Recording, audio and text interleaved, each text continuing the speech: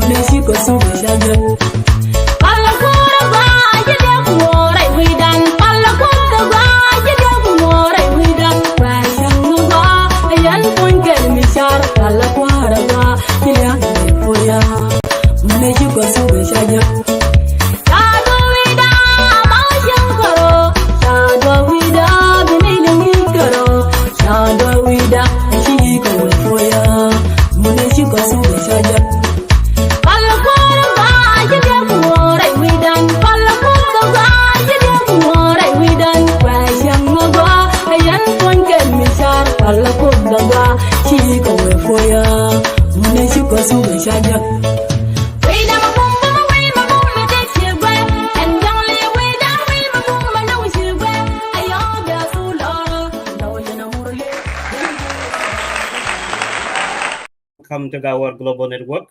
Welcome to Gawaar Global Network. Thank you to all of you for joining us tonight. To all of you who are watching us, we thank you for joining us tonight. Thank you for your time. In the show tonight, it will be a conversation on some of the topics that we really care about South Sudan. So we were expecting to have at least two guests tonight. We were expecting at least two guests tonight. Out of the two guests, we have already you know, we have at least one guest now, with us, but we are expecting one more guest to join us. Maybe you will join us in the next few minutes or so. If he doesn't join us, then maybe it was not meant for him tonight. I'm saying tonight because I'm speaking from Canada. The person that is speaking tonight, or the person who will be hosting the show, is me, Deng Alaja, and I'm used to saying Deng Alaja, because that is the pronunciation from where I worked at the moment, or where I live. But it's okay to call me Deng Elijah, or call me Nyamile, or maybe by all other names that you might be familiar with. Tonight, we are already joined by one honorable, and that is none other than, uh, you know, um, Honorable Peter Pal Chol. For those of us who know Peter Pal, Pal is somebody that does not need a lot of introduction. He has been active in the community, especially in the Gawaar community. Honorable Pal is somebody that is somebody that I've known for almost 30 years. I've known Paul since maybe you were 7 or 8 year old. Not that I'm way older than him, but we met at a very early, from a very early stage of life. Um, and for the last 28 or 29 years that I've known Paul, he's somebody that contributes a lot in the community. I met him back in Sunday school, if I can recall. It happened, back in the days. This was back in 1995, 96. It's, we were coming from different jurisdictions back then, within the same county of Ayod. He was a leader of his Sunday school, and I was also a leader of my Sunday school. But we soon merged our Sunday schools, of which I was, the overall Sunday school leader. But I enjoyed working with him from that early stage of life. We happened to come to Kenya at almost the same time. Paul and I came to Kenya back in 1999, and in Kenya we did so much together. We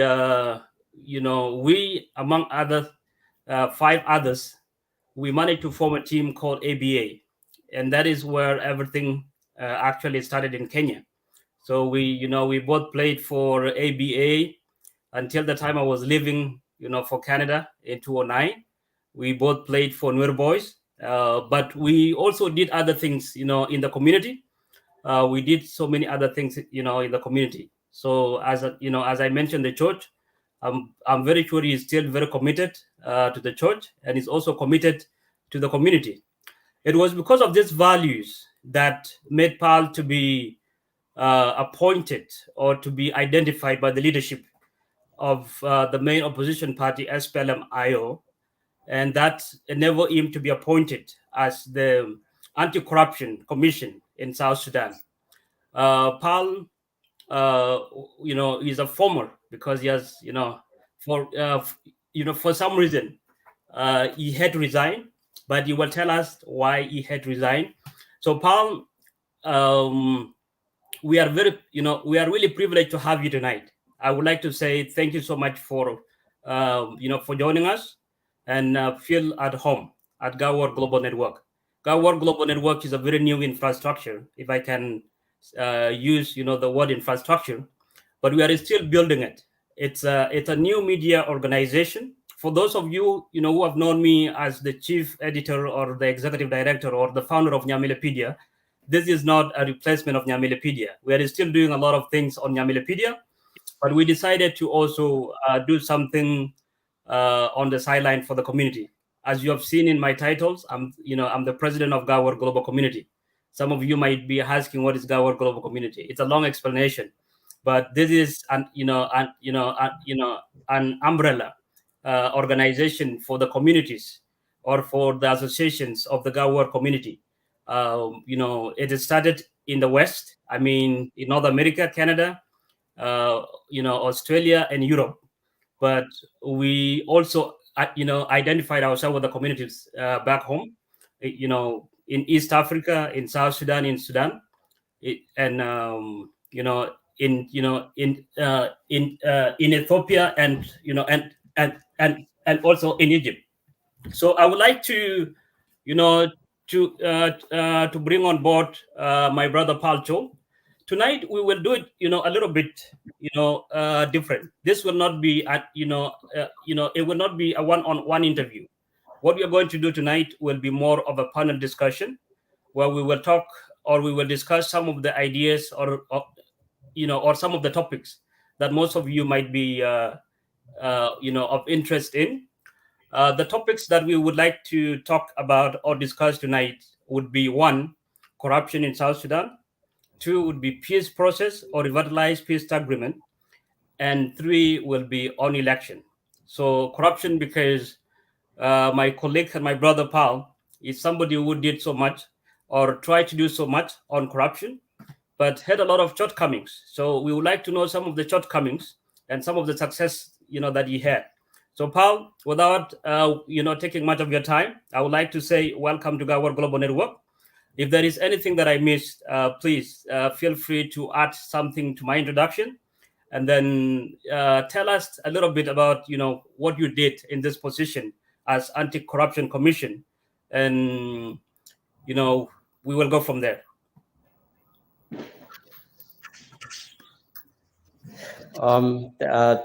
Thank you so much for that massive introduction, Brother Deng.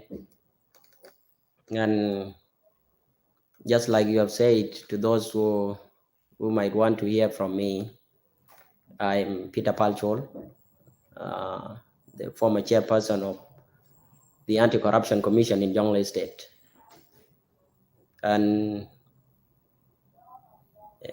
just like you put it, and to our viewers also, we came a long way with Deng, plus other colleagues that some might be following the live conversation.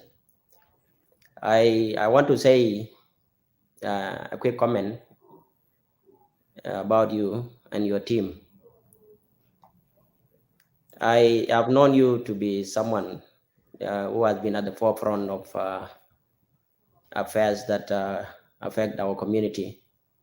You have always wanted for the best, you have always wanted the best for our community. And if I really were to talk about, those initiatives that you are part of, some of them that are your direct contribution, it will really take me, hours to complete. Yeah, we'll give that another day. Thank you. Yeah, really. So I thank you and your team for hosting me live. Actually, for those following us, Gawaar Global Media Network is an initiative done by people like Deng, Riyadh, Wunwar, and some other that I might not mention. So this is a brilliant initiative, and right from the word go, this institution, this platform, is doing so much in a very short span of time. So I really tell you, like, you continue, you keep it up. If you continue with the pace that you are right now, then in some time to come, it will be one of the leading institutions. So keep it up. Thank you. And if I were to cut you off, let me just mention something really briefly. Gawaar Global Network was just actually established less than 2 months ago. The reason we are doing this is because we are really passionate about community network. We are very passionate, as some of you have known, that I ran Yamilpedia for the last 10 years. I'm somebody who believe in giving voice to the people. But not only that, South Sudan is going for an election right now, and there are so many things that need to be talked about. So having a media network like this is very crucial, especially at this time. It's important because South Sudan does not have really independent media network. We have a few media organizations that are trying their best at the moment, and Yamilipedia, has been one of them. But we ran through so many obstacles and a lot of challenges. So we want to do it also, through something that will not be only writing, but we need to, to have, a live conversation like this, among other things. So our vision is huge, I would say, but we are still, at the very basic. So this is just the beginning. I would like to say that we are sharing a link for our GoFundMe tonight, and the reason we're doing that is because we want to, we want to build a massive or a bigger infrastructure. We don't have a lot of things that we need in place right now. Please, if you feel like donating a dollar or two, please, you will get the link from the comment section. So feel free to do that anytime. But that is not the main goal for tonight. But it's one of the things that we would, we would really appreciate. So for tonight, we will be having these conversations right here, and we will be also happy to take comments from anyone. We will be responding to comments. As you can see, my brother Rath Chol is our IT tonight. Rath is one of the journalists that are working on this media, but tonight you will be our technicians. You will be taking your comments. You will also be reading them to us, and in case if he has a comment, we will also be happy to invite him to join the conversation at any time. So Rath, please, we really appreciate being here, with us tonight. I completely understand that you have a busy schedule as somebody who is having exams right now that are very important, but you decided to be here with us tonight. So thank you for doing this. Please keep us updated in case if you see anything that need our attention. Feel free to interrupt us, and just let us know, and we will go from there. So coming back to Paul, we would like to talk about corruption first before we go to election and any other important topic. So on corruption, Paul, we know South Sudan is the world newest country, is the smallest, well, is the youngest country in the world. As the youngest country, we just talk of Gawaar Global Network being a new infrastructure that does not have everything. South Sudan does not have a lot of things, does not have a system in place to deal with corruption. And we completely understand, we cannot really blame anybody. We cannot blame the governor or the government or the president. But something has to start somewhere. Something has, there has to be there has to be at least a point where something has to be built. Tell us exactly what you found in your office. What tool did you have in place, and how did you use them? What kind of support did you have, as anti-corruption commission? Or how did you feel about, accepting a job that, may not have anything in place?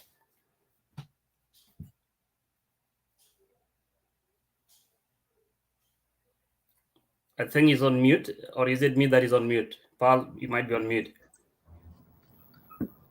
Thank you so much, Brother Deng and the team. Just a quick background. When I got into the anti-corruption job, I got it on the ticket of the Sudan People Liberation Movement in opposition, also known as the SPLMIO.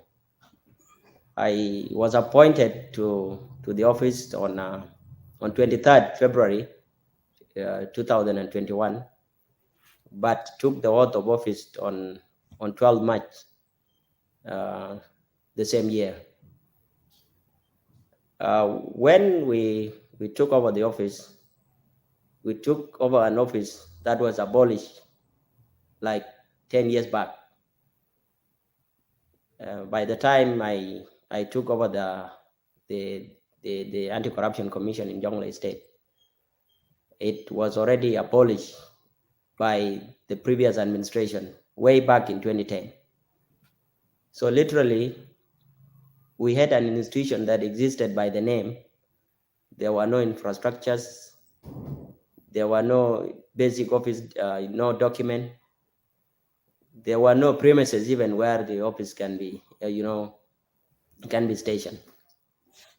So literally, we were building from the scratch. When we took over, we first began by, designing the basic office document. and we were given 4x4 room, 6 members. That is where we started our work, and I also want to believe that is where the office is still now.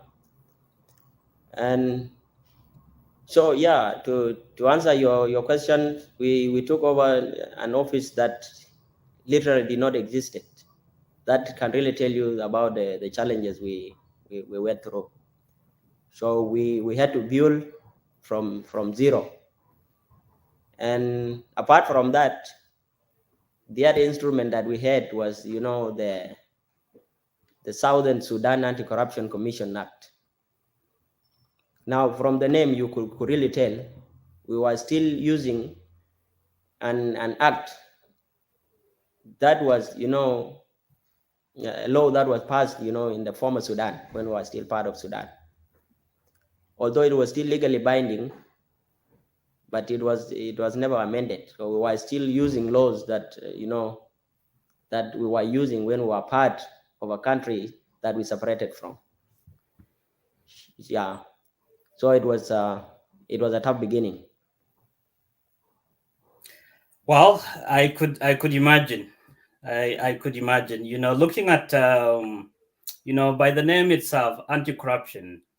It is a scary. It is a scary job, because in Africa, every time you go after the bad guys, as you would say, because any person who is who is being accused of corruption is considered a bad guy. In other countries where there are system, you would be told, don't worry, you're still innocent until proven guilty. But in a country like South Sudan, the moment you accuse somebody of corruption, you assume that he's already guilty. So he doesn't have to wait for for judgment or for a trial. Now, what exactly did you need to be able to do a job like that? Like, what kind of qualifications, or what kind of protection would you need to be able to perform your duties, to be able to do a job like this? Before I get to that, maybe to our viewers, when we talk of corruption, I want to believe in most of our societies, we do not have a definition for it. So that can really tell you, about the perception people have on corruption. Because there are some of the things people do and they don't think that is corruption. So corruption, even globally, I know you might be aware of that. There is no agreed definition of corruption. But the one that many people, agree that is close to what corruption may look like is the definition by Transparency International. They have defined corruption as, misuse of entrusted power for private gain. Now, that is also still problematic, but it is closer to the truth. So here we have a society that do not know corruption, what corruption is. Like in one of the survey we did, around town, we will bang on somebody and ask them what is corruption. And the answers we receive were very funny. So that is the background to what corruption is. Now, in regard to the tool available for me to work, the only tool we had was the law. That is the South Sudan Anti-Corruption Commission Act, which was passed in 2009. The other one was, the Anti-Corruption Commission Act of 2008 in Jonglei State. They had a mini, a law, replicate of the Southern Sudan Anti-Corruption Act. But laws, existence of laws does not mean that they will really be necessarily implemented. So we had redundant laws. You have the act, but no one want to follow them. So I cannot really say that there was much to that I can rely on. The only thing I had to use was, the law on my hand. And with the law, it also involved the political will to use those laws. So there was nothing much. The tools were pretty, not very many.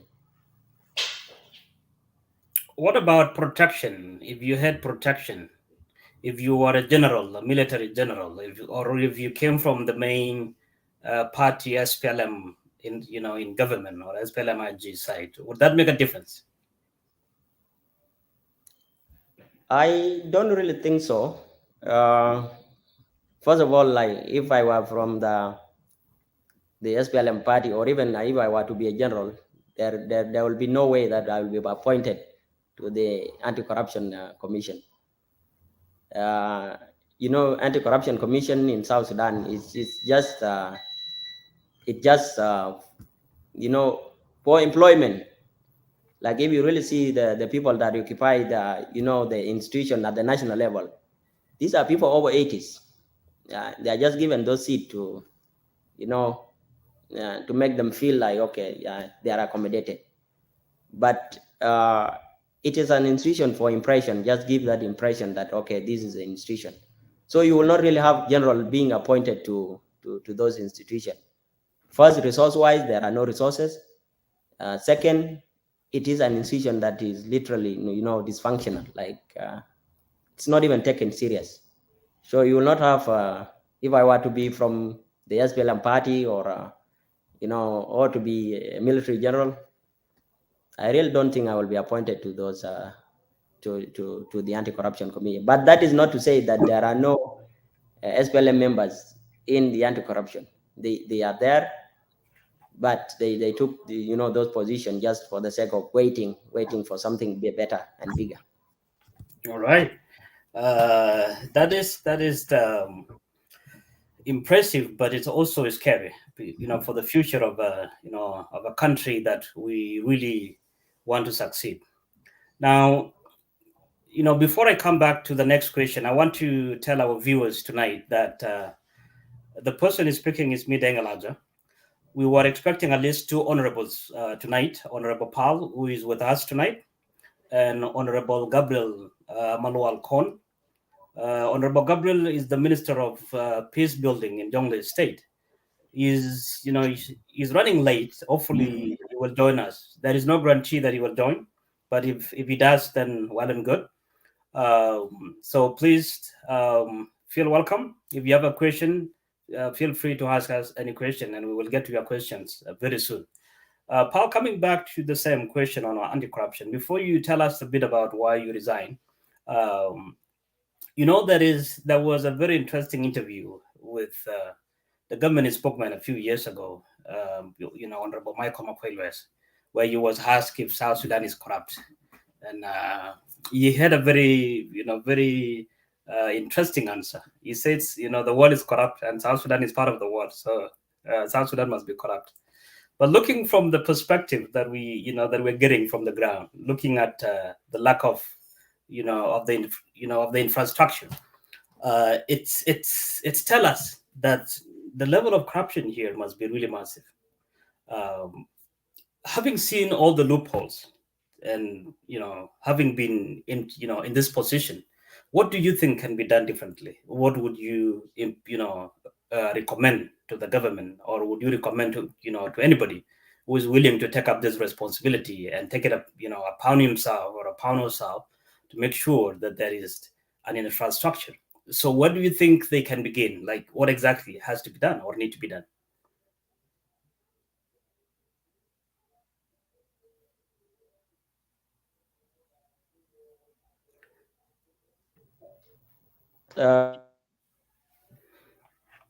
All the engagement I have had with the media houses, or even the general public,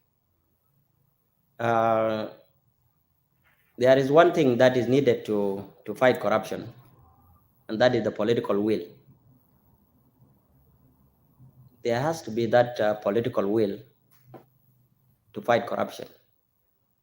Now, just to give you a quick statistic, South Sudan, I know just like you have cited Honorable McQuay, this statistic might be disputed.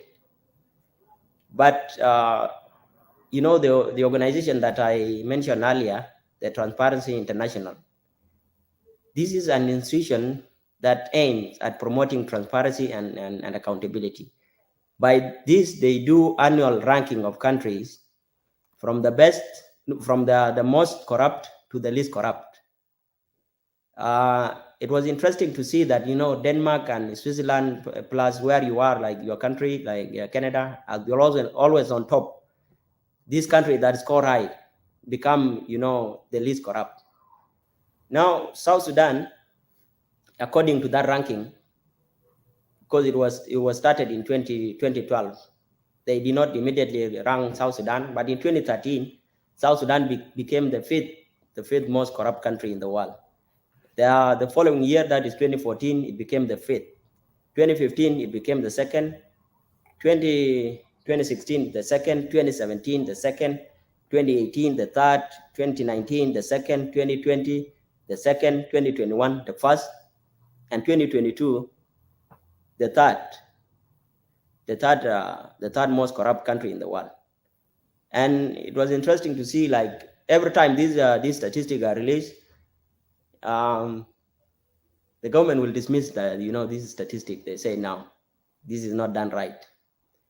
That can really tell you why Honorable McQuay admitted also that South Sudan is part of the world, and therefore it cannot be free from corruption. That is not what we are talking about. We are talking about the level where South Sudan is. First of all, South Sudan did not even ratify the United Nations Convention Against Corruption that was adopted in 2003, 9 December 2003. 48 African countries have ratified that. Now, if you do not ratify a convention, that tells you where you rank that policy on your national issues. So definitely, South Sudan, by not ratifying the United Nations Convention Against Corruption, tell it all that corruption is not an issue to us. Coming to the continental level, we have the African Union Convention on Combating and Fighting Corruption. It also adopted in 2003, 11 of July in Maputo. South Sudan has not ratified that. Now, you also come to other regional documents like, the one at the East African level. I stand to be corrected, but I don't think there is a document on corruption that the country has ratified. So now that will tell you that this is statistic by Transparency International and the reluctance by South Sudan not to ratify a convention on corruption will validate this statistic. So it's really bleak. That's why I say for corruption to be fought, there has to be political will to ratify those conventions, but also apply the laws, the national laws that are adopted to combat corruption. So if that does not exist, the political will, then it will always be an issue. Well, thank you. Thank you for that well-detailed explanation. Now, by political will, I believe you're referring to the will of the politicians, the will of the main parties in the country to want to deal with corruption. But if you look at it from from global perspective, it's not really upon the parties or individuals really to hold people accountable. It's something in the law, and this has to go through the same channel like any any other petty crime in the country. For example, if somebody commit break and enter, for example, you don't really need the politicians to say that person broke into your house and therefore he has to be held accountable. That is like the common sense. It has to be the police that would come in to do the investigation and make sure they can apprehend like the suspect, and decide from there if like if he deserves to be put to jail for those 24 hours in like in some countries. So it should not really be up to the politicians to decide that people need to be to be held accountable, because politicians change. You might be in the ruling party now, or say this year, but eventually you will be out of the government at some point. So there has to be a system that does not really depend on the politicians, and that does not really depend on the ruling parties. It has to be enforced through the justice system, through the police, law enforcement, and so forth. So I think this is where South Sudan is actually getting it wrong. Now, coming back to the same question, we saw your decision to resign, and some of us, when you contacted us privately, we told you it's a gray area, so you're making life and death decision. So we will not really tell you don't do this or don't do that, or do this and do that. So based on the information that you have at hand, make sure you're making an informed decision. So can you tell us a little bit about that informed decision that you made? Why do you think it was the best, or the most optimal decision that you could have made in that position, or in at that time? And would you do the same thing today? Would you resign again if you're like if you were to be appointed tonight? Yeah, thank you for that. When I was appointed to the anti-corruption office, it was something that I received with mixed reaction. On one hand, I wanted also to contribute to an issue that has become a thorn in the flesh of our people. No matter how little that contribution would be, I had wanted to do that. But on the other hand, I really knew how difficult it was going to be. And when I got to the office, actually, along the way, when we wanted to execute the mandate of the Anti-Corruption Commission, which was not our own ideas, we were sticking to the law. And remember, this is a legally oriented institution. That means you cannot do anything without any evidence. So we had the law as our best friend. So, and that, that literally got us into trouble with people. I did not resign because there were threats, just like, the media houses is full of those news where people will come and drop, letters, piece of letters threatening me that if you don't stop this, you will be killed, you will be taken in a coffin. Now, that was not the reason why I resigned. Why I resigned was issues of, there were structural issues. When I was appointed to that office, it was the mandate of the people. The mandate of the people want me to contribute positively toward changing their life. I have never at one point seen myself, as an office occupant, someone just there waiting for things to get better. So when I saw there was really nothing that I can contribute much, despite all the effort that I have done, the best thing was to leave it. And as we speak today, even if you take me back to the Anti-Corruption Commission, I will not accept, because I know I will not execute the law, which is the mandate of the people that took me there. Take, for example, if you ask me 10 years later after occupying that office, like, what have you really done? Yeah, it would really be a shame to tell you that, I've been in that office for the last 10 years and I've been occupying it. There is nothing I can point to that I've done. And I really doubt the current chair will have much to do. So I just refused to occupy an office where there is nothing I can do, which is contrary to the will of the people that took me there to change their life in whatever we mean. And by the way, just like you have alluded to earlier, when I was appointed, people are very happy that this is now the best place. This is the right place for Peter Pal. Why was that? They wanted me to contribute to the reform, that can gear the country in the right direction. But there, the political will is not there. The resources is not available to, and for the institution to prosper, there has to be availability of resources. You have to be supported at the top leadership. Now, when I got there, I headed an office that was fighting from all fronts. Resource-wise, there was nothing. Politically, the will is not there to support me. So it was me and against the world.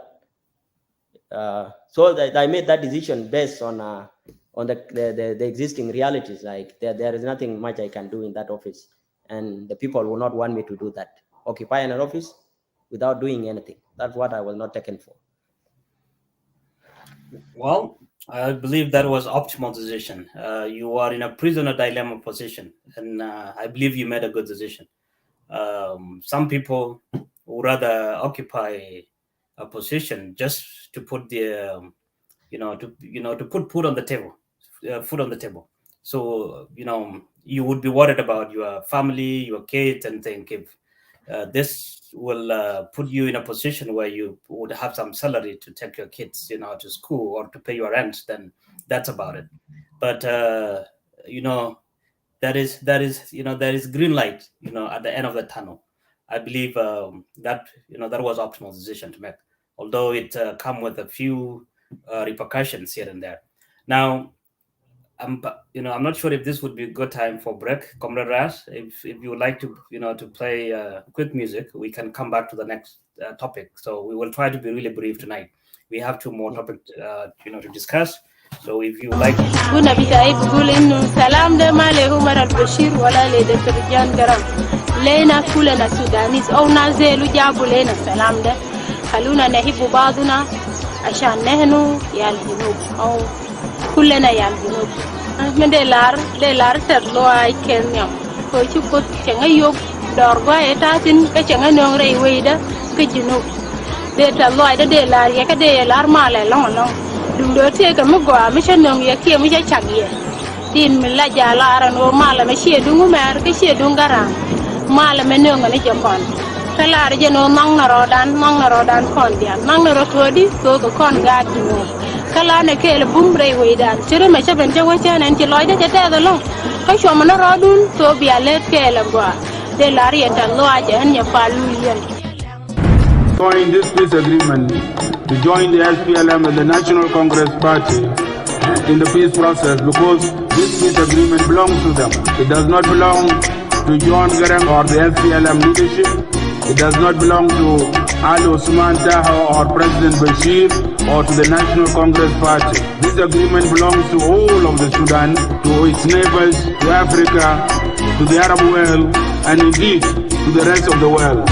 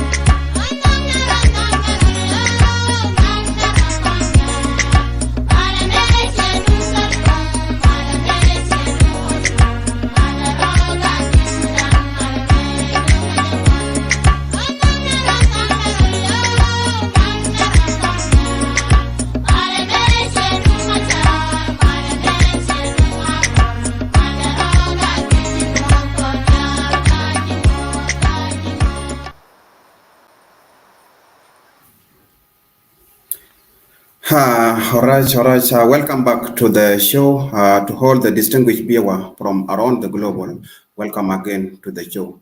We happen to host two guests joining us on our show today, but we miss Honorable Malwal Gabriel, the Minister for Peace Building, Jonglei State. But we have got Honorable Peter Pal, who used to lead the Anti-Corruption Commission in Jonglei State. And that is the young man you have seen in the middle of the screen. Wherever you see you are, keep follow us on our social media, Gawaar Global Network. In our YouTube, also hit the bell button for you not to miss any single notification or any single topic. As we already mentioned, that Gawaar Global Network is feeding you with the untold story, whatever you want around the global. Follow Gawaar Global and you will get certified. To the viewers in the comment section, we encourage you as we talk about peace today, corruption. If you have a question, kindly direct your question, and Honorable Peter Fall is ready to answer your question. I believe all the people, especially those who are in the Great Half Nile, they are the most affected people. And I know many people, they watch from different areas, Europe, Australia, Canada, America. Maybe if you want to know something about concerning peace, concerning corruption, as we are waiting, Honorable Minister Manuel Gabriel is going to talk about peace. In the studio now, Fita Palchol is talking about corruption, was a former or is a former anti-corruption commission chairperson and is in here. Back to the studio to Nyamila. Thank you, Rath. That is massive. I really appreciate that introduction. So for those who may are not very familiar with the name Nyamile, that's my nickname as well. But feel free to call me Denglaja or call me Nyamile. It's all good. All right. Coming back to the next topic. The next topic would be on election and also on peace building. As you heard from the previous song, that song was calling for unity and was calling for peace, saying that this peace is not for Dr. John Garang, it's not for Dr. Riek Machar, it's not for Dr. Lama Kol, and so forth. Really, peace is for all of us. If we talk about anything else, if we want to talk about corruption in the country or talk about elections, all these things can only be possible because there is peace. Now, South Sudan ran into a civil war in 2013. For those of you who are not very familiar with South Sudan history, so that was just barely 2 years into independence. It was less than, it was just 2 years into independence.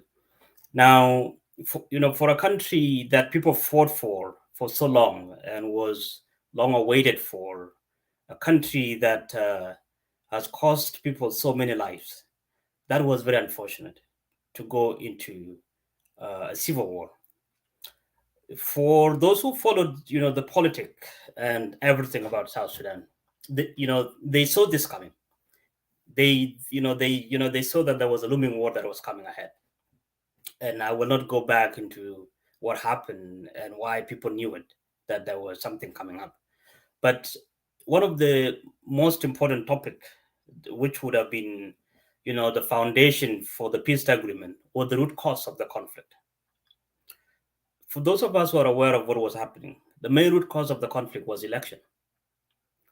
There was an election that was coming up in 2015, and every party had to come up with their candidates or with their, to find a suitable candidate or a flag bearer. So this is what this is where the problem was. SPLM could not agree on the process to elect that flag bearer or to appoint the flag bearer. The chairman wanted to run, but his deputy chairman, which is Dr. Riek Machar, also wanted the same position. Mama Rebecca also wanted the same position. Pagana Mum also wanted the same position. They all wanted to run. So they had to do what is called primaries, in the US and other countries, where you have to do your own internal elections to come up with a flag bearer. That process is what did not go well. So there were disagreements on how it should be done.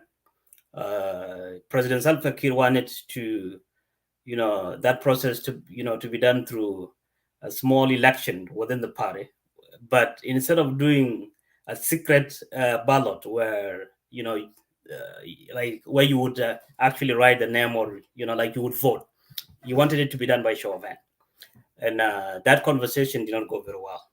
It led the country into a civil war.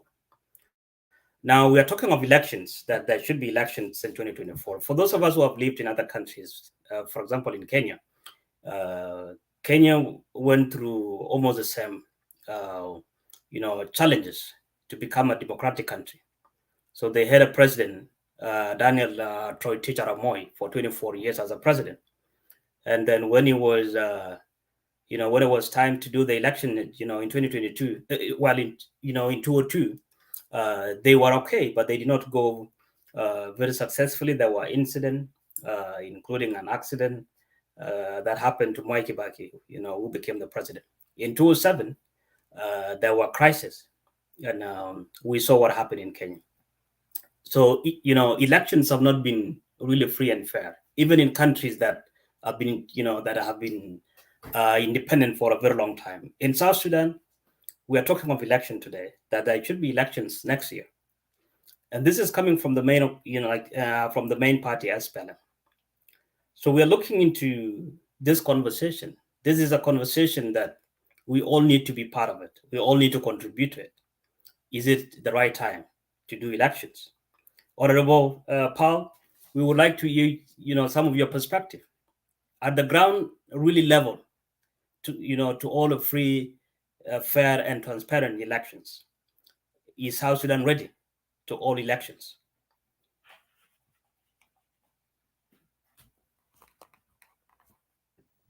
Well, my answer will be a definite no, and the reason why the country is not ready for election is because election is not an event by itself. It is a build-up of a series of events that will, build toward that event.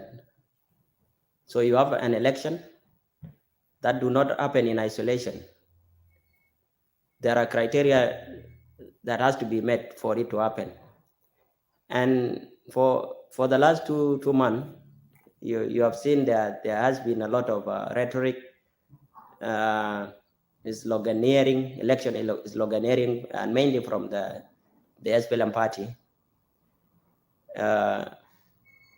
I cannot speak for them, but to me, there is no election that is happening, because election is premised on security, stability. And the only one thing these RCs, this current peace agreement has been able to achieve is reduce the large political, violence that has been happening between the two warring parties, the major warring parties. That is the only advantage that it has brought. In regard to the rest, communal violence is still there. There are natural disasters. Leaving alone all those, you have major legislation that need to be adopted for election to take place. Activities like voter registration, the census. Although about the census, the government, when I say the government, I mean the SPLM party, has decided that, we are going to use statistic of 2008. Now, that is pretty weird. Even 2 years in terms of population growth, a lot can happen. Now, I would really be surprised if that will happen, because 2008, how on earth do you determine the future of a country based on on census that was taken roughly 15 years ago. So that tell you all that this election that you have been seeing on the media will not take place. Now it will not take place because I don't see international community supporting it. The general public in South Sudan also will not support it. So the only people sloganeering about election and ramping up rhetoric are at the SPLM, and they might have their own reason of doing that. So it's not going to happen because the ground is not level. There are a lot of if I were to rate it, in terms of from a scale 1 to 10, we are only 2% ready for an election, and that leaves a lot to be desired. Okay, that is a very interesting rating. 2% is almost nothing. It means almost nothing has been achieved. Now, if you think it is that low and it will not happen, what is the view, or what would the opposition say? Talk of SPLMIO. What would if you were the chairman of SPLMIO, what would you tell people at this time about elections? Because you don't really want to waste time and resources on something that would that will not happen. What is it that need to be done? What can be done, or what should be done in a state?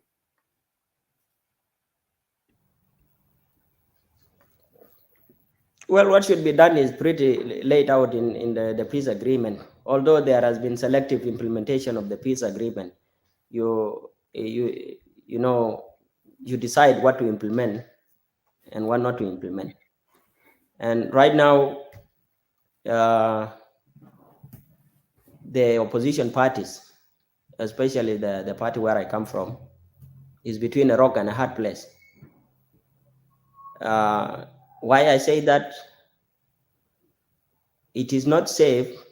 People are tired of extension and peace agreement. We have never had any election since the inception of this country. So people want to participate in deciding their own future. So that is something many people wanted, but the environment is not conducive. It is not safe to go for election, but it's also hard to keep extending, the roadmap. But if I were to choose between the two evil, I would choose to extend, because that is the only thing we have been doing, and it has brought us this relative peace we are enjoying. Relative in the sense that it is confined to town, because the countryside it's chaotic. So although it's not good to extend, but that is the best of the two choices. Because if you go for election, and I don't want to preempt, but if we go for election without fulfilling all the criteria, there can only be one winner, and one winner I mean by hook or crook, and that will be the SPLM party. That will make the result not be credible. It will be challenged. It can also take the country back to square one. So the compromises that are made by the opposition, especially Dr. Riak, is the reason why we are enjoying this little peace now. He decided to forego all the security arrangement. He came to Juba without first, the security arrangement being implemented.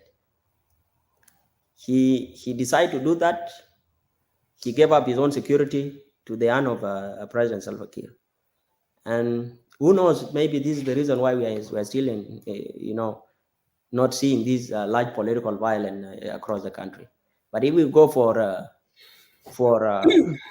election, if the process is not free and fair, it will be challenged.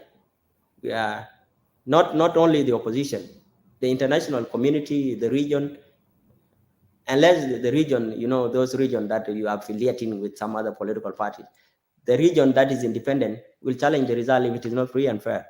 So what happens when result is challenged, even in the most stable country, it can be chaotic, let alone in South Sudan. So, yeah, that's my thought on it. That is the true definition of a prison dilemma. You had to choose between two evils, but pretty much there was nothing else you had. The opposition has been cornered into a very um, you know into a very bad position. So this is a system that has been designed to extend the leadership of President Salva Kiir. So either ways, Kiir has to be in power. So I think that is what it simply says. So you go for election, Kiir will win. You don't go for election, Kiir will continue to be in, will continue to be in power. So it's a very comfortable seat for him, but for the people, when you say that it would rather be okay for the peace agreement to be extended and no elections held. Now, if you look at that, what does it really give us? Like, what benefits would it give us? Because you can extend, say, up to 10 times or 20 times and nothing happened. So every time, you extend, I just go and sit on it. You extend, I sit on it. You extend, I sit on it. So what would it give us at the end of the day? Because you can keep extending the peace agreement, but it's not being implemented. So until you end up with the election, say after 20 extension, for example, and end up with the same result that you could have ended up with if you did, the elections within the first 1 year or within the first 3 years. So do you think that is the optimal decision, extending the peace agreements that will not be implemented? Or do you think that there will be another 2% that will be implemented every time it is extended? The reason why I said that is because, our people are really tired. And it's not a secret that they are suffering. There are no social services, the health system, education, food insecurity, countryside, even in major town. But now the situation will worsen if there is a political violence. That is the reason why I said, when the peace agreement keep, the implementation, the roadmap keep getting extended, it is not definitely good, because it is like postponing today's war to tomorrow. It is inevitable. It will surely come. But who knows? A lot can change, even in 1 week. 1 week, a lot can change. So the reason why I prefer extending is because if we directly go for election, there are going to be political violence, because reading from the way this agreement has been implemented, there is no way you can predict that this election will be free and fair. And maybe on paper, maybe you can say that, but in reality, it can never be. So the way it is right now, the situation, even countryside, there is no political violence, but communal violence is there. But then our people are getting, humanitarian services. Now with political violence, it's going to complicate a whole lot of stuff. So that is the reason why I say it. Again, when it comes to implementation, the only chapter in peace agreement that has been implemented is the transitional government of national unity, the formation, the one that assign role to different, to different institutions. That is the only chapter that has been implemented fully. The rest, like like permanent ceasefire, transitional security arrangement, it has been selectively implemented. You see, the first batch was graduated, albeit with stick, not deployed. The command structure is just being unified. There's also, wrangling over, what to take. Okay. We have chapters like chapter 3, resource and economic, financial, and financial management, thing to do with reforming the institution. Chapter 4, which is the hardest, transitional justice, accountability, reconciliation, and healing, which talk about commission for truth, bringing people who committed crime to book. Okay, the right of the victim, hybrid court in South Sudan. Now, since 2018 up to now, We have been on chapter 1. So there is a deliberate effort to sabotage this peace agreement, okay, so that more time is also given for extension, with the hope that someday, somehow, these chapters will be implemented. And that is just based on hope. Because even the president at one point was on air saying that this agreement is designed in a way that it cannot be implemented. Even if you give it to the people that design it, they will not be able to implement it. That shows you the very attitude toward this agreement. So it will be hard to see this agreement, even if you give in the next 10 years, it will not be fully implemented. But it is safe this way because it giving a breathing space to the suffering population because of the lack of political violence that was brought by RCS. Well, that's, that explains everything.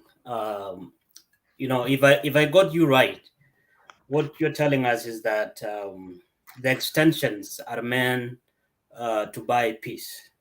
They are meant to, to buy peace. Really, they're not really meant for anything else. This reminds me of, of the history of Liberia.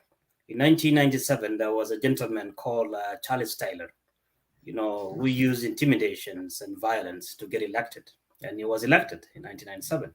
But he was forced to resign a few years later. I believe he resigned in 2003, and then he was convicted of war crimes. Now in South Sudan has decided not to, to be a member of ICC. They decided to be, like they've been very critical of the ICC, which also shows that there must be something fishy about how how the country is being run. Well, we will count on luck. We will count on luck. So anything could happen. As you said, maybe within 1 week, who knows? Maybe the citizen would be. I don't know. They could be upset enough that they will want to risk everything and march on a protest and maybe change the government. Maybe they will do something else. Who knows? Maybe. So we can only hope for the best. I think that explains a lot about the peace agreement and also about the elections in South Sudan. Honorable Pali, it was a pleasure to have you. We would like to see if there are comments that are ready to be answered, and we'll be happy to close our discussion tonight. So the last remarks would be if there's anything you would like to tell our viewers tonight, if there is anything you would tell South Sudanese in the country, outside the country, in the refugee camps, in the IDP camps. If there are no elections, what would you tell them? If there are elections, what would you tell them? Please, we would like to hear once more from you. Yeah, my final message to all the South Sudanese will be that we are in a dilemma, but I've known our people for their resilience. All this time that starting with the Sudan and then coming to South Sudan, we have always been people who are very resilient, coming back after all the suffering. Right now, there is nothing promising in all this peace agreement and all that. But let us remain hopeful that someday it's going to change. And whatever we do, let us always preach peace, because the least one can do is acknowledge that the need for peace. And the more you do that, the more you are preaching the message of peace, and it might have some ripple effect. So despite these all absurdities and uncertainties about our political situation, just like we have always been, let us remain hopeful and hope that someday the future will be bright. Just like they say, there's no situation that is permanent. We have seen a lot of countries going through a hard time, but years later they become the most prosperous, and we can take Rwanda as such example. So someday we will be okay. Yeah. that is, that summarized everything for tonight. Thank you so much, Honorable Paul. It was nice having you. Before we let you go, let's see if there are questions that are directed to you, and if you have some answers for them.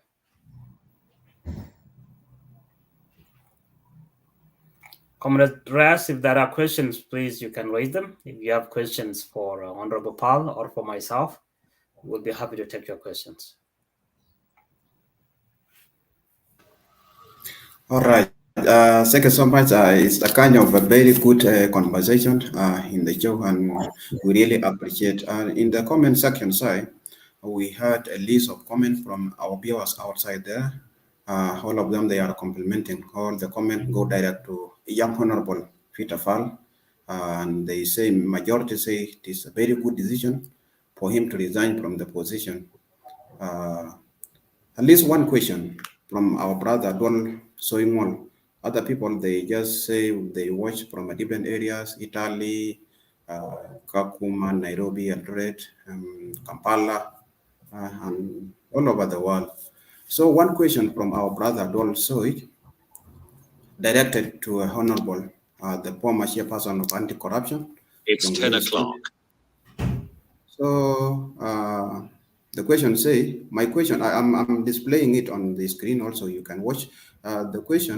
My question about the coming election in South Sudan. You alluded that earlier that no election, if SPLM main party declare that the election would be held because they are the one in power.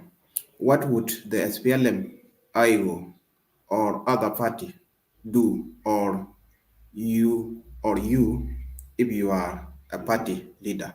I hope also you have read it from the screen. That is the question that being direct from our viewers by Mr. Dol Soimon, Honorable. I think that one is your question.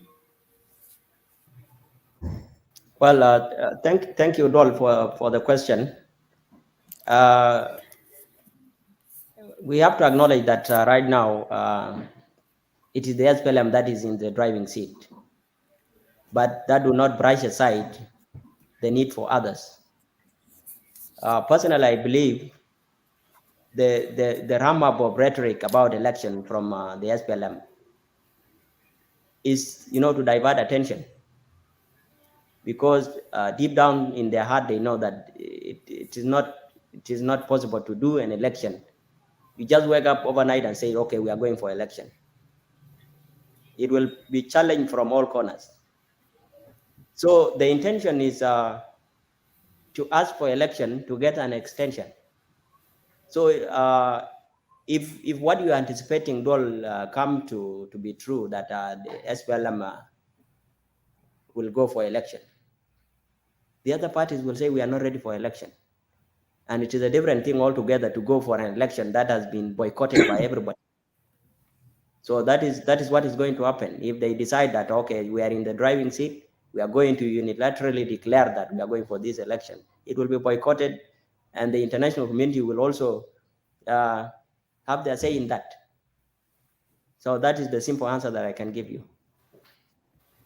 Yeah, I believe. All right. Before closing, because Nyamila is going to close the show today, few announcement come in here as on the side of sport, where we have a youth peace tournament back at our home there in a semi-final, where we have a 4 team managed to be drawn in the semi-final that happened to be start today on 22nd July 2023, where a youth United Football Club hosting Mogog United Football Club. On 23rd, tomorrow, on Sunday, Ramiran Football take on Ayod City Football Club. That is the semi-final draw. Let us wish all of them to win the game. But remember, the cup is designed for one team, though they are going to win the match. Those are the pure announcements. I've seen some questions are still coming in, but I think those are the compliments. Back to you, Nyamile. All right. Thank you. Thank you, everyone, for watching tonight. We really appreciate the question that was asked. Is straightforward. We have seen it in other countries where the ruling party want to run an election, and then the opposition party is not ready for an election. So the best thing that many opposition parties have done is, instead of wasting your resources, you do nothing, and it will be a one-man show. At the end of the day, you already know that they are prepared for it, and they were going to win. So if that happened to be the case, then we will see. So I just want to say thank you to all of you from all over the world, or all over East Africa, where you watch us. We will be doing the same shows, a panel discussion, interviews, and so forth over the weekends. So this was just one of them. We will come back next weekend, but we will not promise today of who will be the guest for the next show. This is because people are so busy. There have been a few, I would say, disappointments, but we understand people are busy. So we will give you more information about our next guest within the week. So thank you so much for supporting us. Thank you for joining us. If you donated to our GoFundMe, thank you again. If you watch us, thank you. If you write a comment, thank you. We would like to say thank you and have a good day or have a good night, wherever you are. It was a pleasure to talk to you, Honorable Paul, and thank you for joining us. And thank you also. Thank you for hosting. Yes, thank you. And thank you also to Ralph Joel for being with us for the duration of 1 hour plus. So thank you and have a good day. You too. Okay.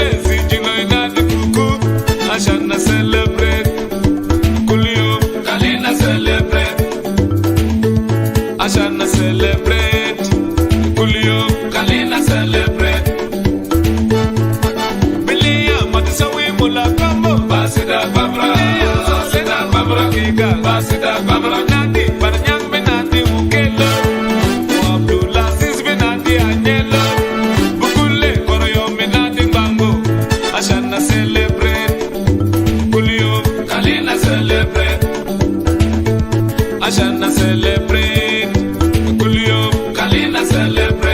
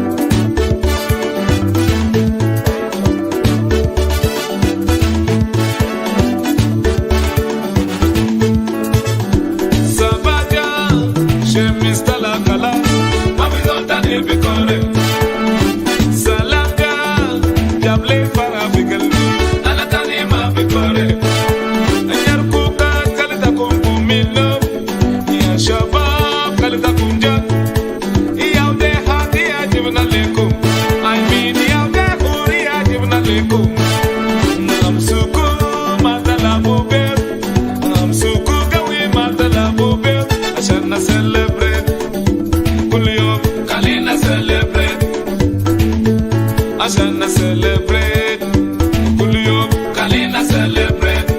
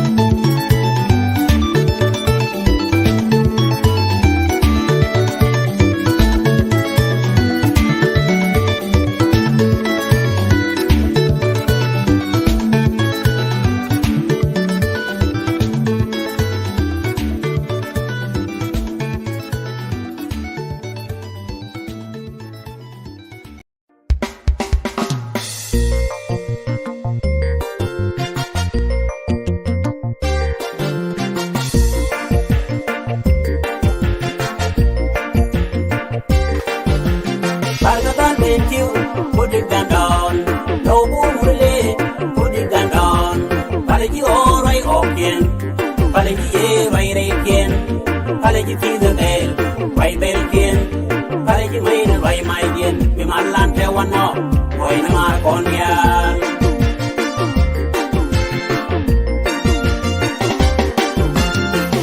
We do the almat, work, for a needed dog a tail, for a going roca, for a queen roca, for a dana roca, Jonas, now mother go a gong, Piram Guru, the Konya dead one, Gana Dinaz, Yona no dan win one, and what con loke, Gona Makakankur, Mabichan right way done, Bagul. Palaya, you welcome you what? Palo Queen, you wanna find it a carriage one. Nuar tungare kwero Bargatan bentiu put it down No umule put it down Palaji orai oken Palaji ye vaire ken Palaji fizu bel vai bel ken Palaji main vai mai ken Mi malan te wano Wai na mar kondian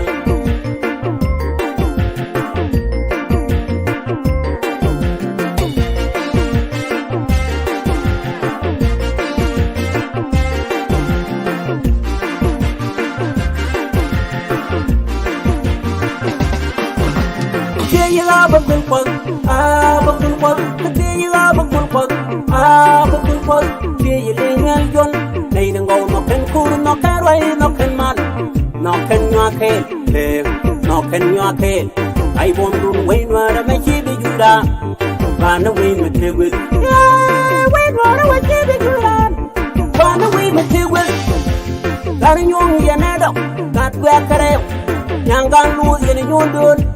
Dong như loa gar ke, dong nyande, ngày bom dung quy noa ra mai chế bị chui ra, và nó quy mình chơi quên, quy noa ra mai chế bị chui ra, và nó quy mình chơi quên, bul cái này đi nơi cái khui ra bul phải, ngày bom dung quy noa ra mai chế bị chui ra, và nó quy mình chơi quên, quy noa ra mai chế bị chui ra, và nó quy mình chơi quên.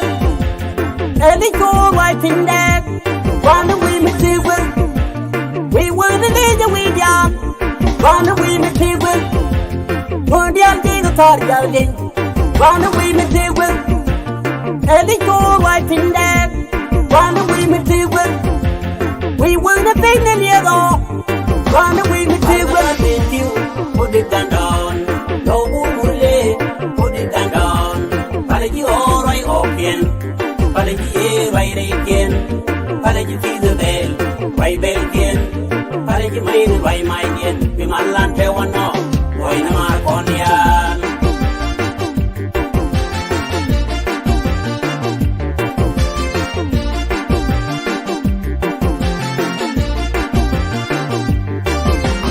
Gawaar yanala, ajizira, pinganala, ajizira.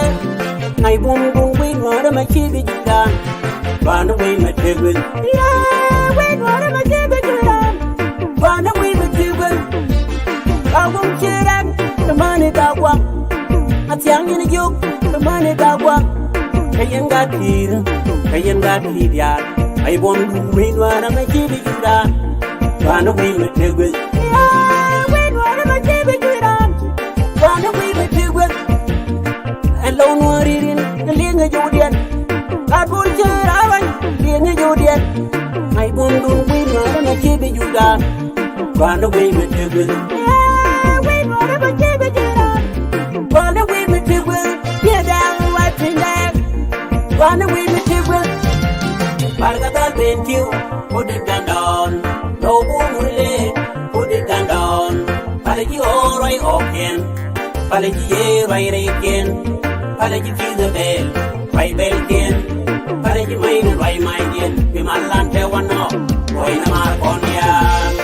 Jinubin, ya jama, sibu mashakil ma buena.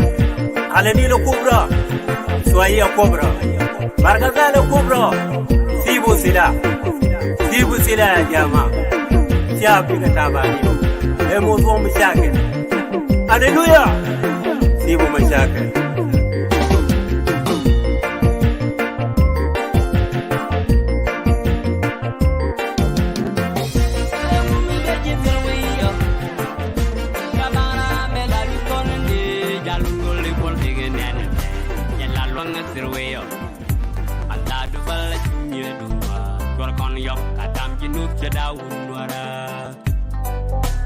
Me banda gat Benjamin.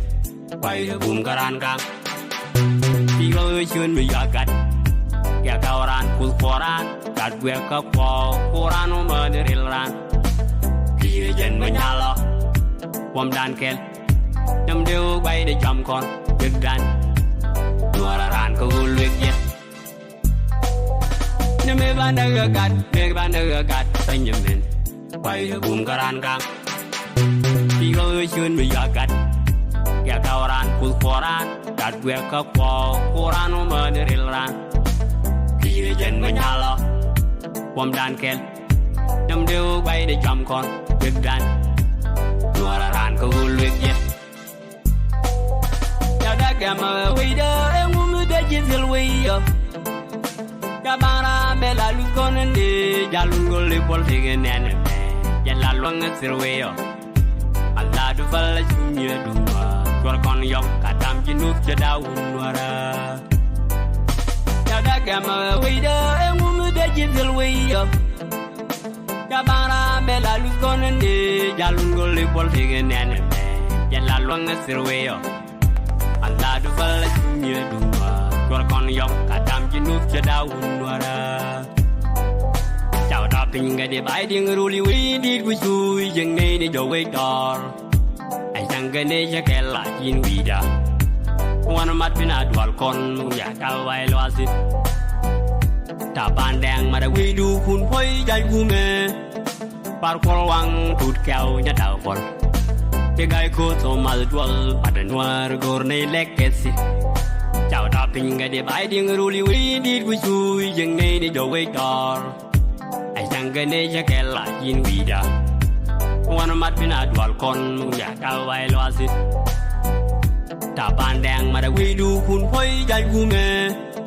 Par qual wang tụt kéo nhá đào phòn Cái gai cô thô mà đuổi bắt đàn hoa gồm này lẹ́k kết xị Ya da gama wida Engumu da jizil wiyo Ya bara bela lukonende Jalun gole pol tegen nene Jala luang sirweyo Allah du fala jumye duma Tuar kon yok katam jinuk jadawun nuara Ya da gama wida Engumu da jizil wiyo Ya bara bela lukonende Jalun gole pol tegen nene Jala luang sirweyo Allah du fala jumye duma Tuar kon yok katam jinuk jadawun nuara